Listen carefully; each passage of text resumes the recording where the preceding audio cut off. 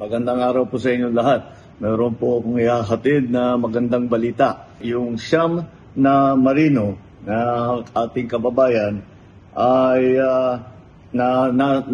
naligtas mula sa lumubog ng barko, yung MV Eternity Sea sa Red Sea noong Hulyo, at sila ay binihag ng mga Houthi sa Yemen. Sila po ay pauwi na.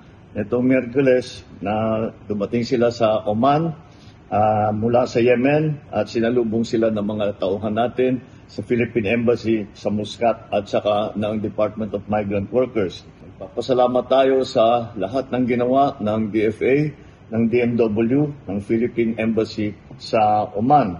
At huwag po natin kakalimutan na magpasalamat sa Omani government dahil sila talaga ay walang tigil na tumutulong sa atin.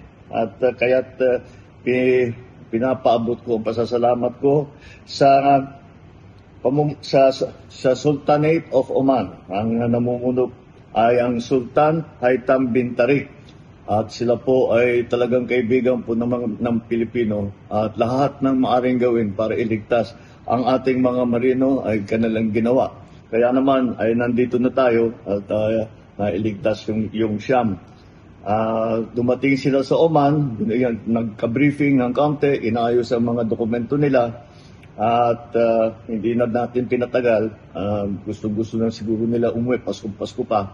Kaya pinauwi na natin at parating na rito sa Pilipinas. Ay papaabot din natin ang ating pakikiramay sa pamilya ni Mr. Neil Roy Faner, dahil po siya ay sumakabilang buhay nung inatake yung barko na sinasakyan ng mga marino natin. Ito po ay ating ginawa dahil alam naman natin na kuminsan delikado ang nagiging buhay ng ating mga marino, dahil kung saan sila pumupunta, napapasok sila sa war zone, kung saan yung mga lugar kung saan may gera, nadadamay sila. Kaya mabuti kahit medyo natagalan ay sa wakas ay makauwi na ang ating mga kababayan. Welcome home sa inyong lahat.